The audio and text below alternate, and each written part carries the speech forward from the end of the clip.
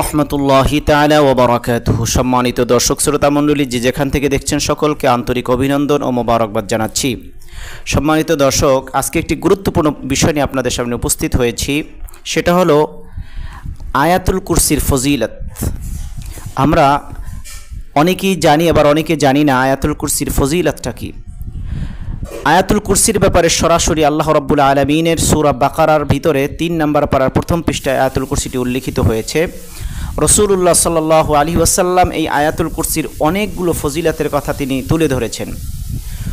আসুন ফজিলতগুলো আমরা একটু জেনে নেই। আল্লাহর হাবিব নবীজি মুহাম্মদুর রাসূলুল্লাহ সাল্লাল্লাহু আলাইহি ওয়াসাল্লাম এই আয়াতুল কুরসির ব্যাপারে বলেছেন যে আয়াতুল কুরসি এমন একটি আয়াত, যেই আয়াত তোমাকে সমস্ত ধরনের বিপদ থেকে, বালা মুসিবত থেকে, শয়তানের ধোঁকা থেকে, কুমন্ত্রণা থেকে, অনিষ্ট থেকে তোমাকে হেফাজত করবে। এই আয়াতুল কুরসি যদি আল্লাহর কোনো বান্দা সঠিকভাবে আমল করতে পারে, তাহলে অবশ্যই শয়তান তার থেকে অনেক দূরে থাকবে। রাসূলুল্লাহ সাল্লাল্লাহু আলাইহি ওয়াসাল্লাম হাদিসে পাকের মধ্যে ইরশাদ করেছেন, যদি কোনো ব্যক্তি নামাজের পরে, বিশেষ করে ফরজ নামাজের পরে যদি আয়াতুল কুরসি তেলাওয়াত করে, তাহলে মৃত্যু ছাড়া তার কোনো কিছুই জান্নাতে যেতে বাধা দিতে পারবে না। শুধুমাত্র মৃত্যুবরণ করে না তাই জান্নাতে যায় না, মৃত্যুবরণ করার সাথে সাথেই সেই ব্যক্তি জান্নাতে প্রবেশ করবে। সুবহানাল্লাহ। আয়াতুল কুরসির ব্যাপারে বলা হয়েছে, যেই ঘরের ভিতরে আয়াতুল কুরসি তেলাওয়াত করা হবে সেই ঘরে কোনো শয়তান অবস্থান করতে পারে না। সেই ঘর আল্লাহ রাব্বুল আলামিনের জিম্মায় চলে যায়। আল্লাহ স্বয়ং নিজে জিম্মাদার হয়ে যান। কোনো ব্যক্তি যদি ঘুমানোর আগে আয়াতুল কুরসি তেলাওয়াত করে ঘুমায়, সারা রাত আল্লাহ রাব্বুল আলামিনের পক্ষ থেকে ওই বান্দাকে পাহারাদার জন্য একজন নিয়োজিত ফেরেশতা আল্লাহ রাব্বুল আলামিন নিয়োজিত করে দেন। সুবহানাল্লাহ। আল্লাহর কোনো বান্দা যখন সকালবেলা যখন কোনো বান্দা আয়াতুল কুরসিটা তেলাওয়াত করবে, সারা দিন ওই বান্দাকে হেফাজতের জন্য, রক্ষণাবেক্ষণের জন্য, ওই বান্দাকে দেখাশোনা করার জন্য আল্লাহ রাব্বুল আলামিন একজন ফেরেশতা নিয়োজিত করে দেন। সুবহানাল্লাহ। সকাল থেকে সন্ধ্যা, আবার সন্ধ্যাবেলা যখন আল্লাহর বান্দা পড়বে, সারা রাত তার হেফাজতের জন্য একজন ফেরেশতা নিয়োজিত করবেন। সুবহানাল্লাহ। এজন্যে এই আয়াতুল কুরসিটা অনেক বেশি ফজিলতপূর্ণ একটি আয়াত।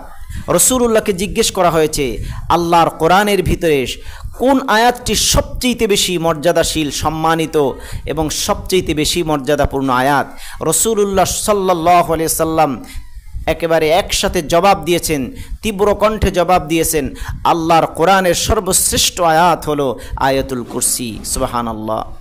এই আয়াতটি আমরা অনেকেই মুখস্থ করতে এখন পর্যন্ত পারিনি, অথচ এত ফজিলতপূর্ণ আয়াতটি আমাদের প্রত্যেকের জানা দরকার। প্রত্যেকের অবশ্যই অর্থসহ আমাদের প্রত্যেকের জানা থাকা আবশ্যক। আপনারা অবাক হয়ে যাবেন, রাসূলুল্লাহ সাল্লাল্লাহু আলাইহি ওয়াসাল্লামের কলিজার টুকরা সাহাবী হযরতে আবু হুরায়রা রাদিয়াল্লাহু তাআলা আনহু, তিনি একদিন রাতের বেলা একটি চোরকে ধরে ফেললেন। চোরকে বললেন, তুমি কেন চুরি করতে আসছো? চোর বলল, আমি অভাবের কারণে চুরি করতে আসছি, আপনি আমাকে মাফ করে দেন, আমি আর কখনো আসবো না। হযরতে আবু হুরায়রা দয়ালু মানুষ, রাসূলুল্লাহর সাহাবী, মাফ করাকেই পছন্দ করেন। সেজন্যে আবু হুরায়রা চোরটিকে ছেড়ে দিলেন। রাসূলুল্লাহ সাল্লাল্লাহু আলাইহি ওয়াসাল্লাম পরদিন জিজ্ঞেস করলেন, আবু হুরায়রা, তোমার বাড়িতে চোর আসছে, তুমি তাকে ছেড়ে দিয়েছো? তিনি বললেন, জি হ্যাঁ ইয়া রাসূলুল্লাহ, সে অভাবী ছিল, তাকে ছেড়ে দিয়েছি। আল্লাহ রসুল বলেন, লোকটি মিথ্যা কথা বলেছে, তিনি আবার আগামীকাল আসবেন। আবু হুরায়রা রাদিয়াল্লাহু তাআলা আনহু পরদিন যখন আবার এই লোকটি আসলো, আবু হুরায়রা তাকে ধরে ফেললেন এবং তাকে পাকড়াও করলেন। এবার তার কাছে বলল, আমি আর আসবো না, আমাকে মাফ করে দেন, অভাবের কারণে, রিজিকের অভাবের কারণে আমি আসছি, আর কখনো আসবো না। চোরটি যখন চলে গেল, আবু হুরায়রা তাকে ছেড়ে দিলেন, চোরটি চলে গেল। রাসূলুল্লাহ পরদিন আবার জিজ্ঞেস করলেন যে লোকটি এসেছিল? তিনি বললেন, ইয়া রাসূলুল্লাহ, লোকটি আসছে চুরি করতে, আমি তাকে পাকড়াও করেছি। লোকটি বলল, আল্লাহ রসুল বলল, চোরটি আবার আগামীকালও আসবে, তিনি মিথ্যা বলেছেন। তৃতীয় রাতে যখন চোরটি আসলো, তারপরে হযরতে আবু হুরায়রা চোরটিকে আবার ধরে ফেললেন, তাকে পাকড়াও করলেন। এবার তিনি নিশ্চিত চোরটি বুঝতে পারছে আজকে আল্লাহর রসুলের কাছে আমাকে নিয়ে যাবে, আল্লাহর রসুলের কাছে নিলে আমার বিচার হবে, আমার হাত কাটা হবে, এই বিষয়গুলো তিনি জানতেন। সেজন্যে চোরটি বলল যে, হে সাহাবি, হে রসুলুল্লাহর সাহাবি, আমি তোমাকে এমন একটি জিনিস শিখিয়ে দিব যে তুমি এর দ্বারা কল্যাণ লাভ করতে পারবে। তখন তিনি বললেন যে কি কল্যাণ? বলল যে তুমি যদি রাতের বেলা আয়াতুল কুরসি তেলাওয়াত করো তাহলে আল্লাহর পক্ষ থেকে একজন ফেরেশতা তোমাকে পাহারা দিবে, তোমার সঙ্গে থাকবে, তোমার সব কিছু রক্ষণাবেক্ষণ করবে, কেউ তোমার সম্পদ মাল চুরি করতে পারবে না, কোনো ব্যক্তি তোমার সম্পদকে লুণ্ঠন করতে পারবে না, চুরি করতে পারবে না, ওই ফেরেশতা তোমার সমস্ত সম্পত্তি পাহারা দিবে। সুবহানাল্লাহ। তো যখন এই কথা বলল, হযরতে আবু হুরায়রা দুর্বল হয়ে গেলেন, তিনি তাকে ছেড়ে দিলেন। পরদিন সকালবেলা রসুলুল্লাহ আগের মতোই আবার প্রশ্ন করলেন। তখন তিনি বললেন, ইয়া রাসূলুল্লাহ, আজকেও তিনি আসলেন, কিন্তু তিনি এমন একটি বিষয় আমাকে শিক্ষা দিয়েছেন। তিনি বললেন যে আয়াতুল কুরসি যদি কোনো ব্যক্তি তেলাওয়াত করে তাহলে আল্লাহর পক্ষ থেকে ফেরেশতা নিয়োজিত করে দেওয়া হয়, আল্লাহ রাব্বুল আলামিন নিয়োজিত করে দেন, যাতে করে একজন ফেরেশতা সব কিছু রক্ষণাবেক্ষণ করবে আর তেলাওয়াতকারীর সাথেই থাকবে, সব কিছু রক্ষণাবেক্ষণ করবে। রাসূলুল্লাহ সাল্লাল্লাহু আলাইহি ওয়াসাল্লাম বললেন, তুমি কি লোকটিকে চিনতে পেরেছো? লোকটিকে? হযরতে আবু হুরায়রা বললেন, ইয়া রাসূলুল্লাহ, লোকটি তো আমি চিনি নাই।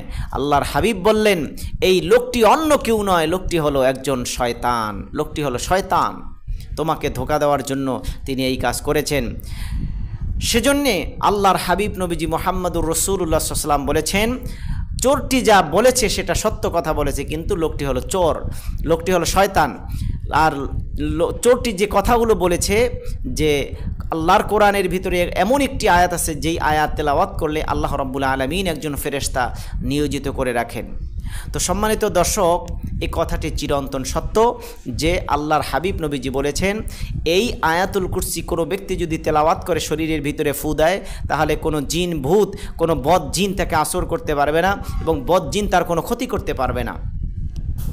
সেজন্যে আপনারা যারা এই আজকের এই ভিডিওটি শুনবেন, আজকের এই ভিডিওটি যারা দেখবেন, যাদের নিকটে এই ভিডিওটি চলে যাবে, আপনাদের সকলের নিকট অনুরোধ করছি অবশ্যই আপনারা আয়াতুল কুরসিটি মুখস্থ করে নেবেন এবং প্রত্যেক ফরজ নামাজের পরে আপনারা অবশ্যই এই আয়াতুল কুরসি তেলাওয়াত করবেন। আর এই আয়াতুল কুরসির মাধ্যমে সমস্ত ধরনের অনিষ্ট জিন থেকে আপনারা যাতে হেফাজত থাকতে পারেন, সেজন্যে অবশ্যই 5 ওয়াক্ত নামাজের পরে আপনারা আয়াতুল কুরসি তেলাওয়াত করে নেবেন। সম্মানিত দর্শক শ্রোতা মণ্ডলী, এখন বলবেন, হুজুর আয়াতুল কুরসিটা আমরা জানি না, আপনি যদি আমাদেরকে একটু বলে দেন আয়াতুল কুরসিটা কি, আমি আপনাদেরকে আয়াতুল কুরসিটা শিখিয়ে দিচ্ছি। সম্মানিত দর্শক, আসুন আমরা আয়াতুল কুরসিটা ভালোভাবে শুনে মুখস্থ করে নিব। الله لا إله إلا هو الحي القيوم لا تأخذه سنة ولا نوم له ما في السماوات وما في الأرض من ذا الذي يشفع عنده إلا بإذنه يعلم ما بين أيديهم وما خلفهم ولا يحيطون بشيء من علمه إلا بما شاء وسع كرسيه السماوات والأرض ولا يؤوده حفظهما وهو العلي العظيم। সবাই এই আয়াতটি মুখস্থ করে নেবেন এবং আমল করবেন। আসুন আমরা যেন এই আয়াতে কারিমা তেলাওয়াত করে মুখস্থ করে আমরা যেন আমল যোগ্য করতে পারি, আমল করতে পারি আমাদের বাস্তব জীবনে। আল্লাহ রাব্বুল আলামিন আমাদের সবাইকে সেই তৌফিক দান করুক, আমিন। আসসালামু আলাইকুম ওয়া রাহমাতুল্লাহি তাআলা ওয়া বারাকাতুহু।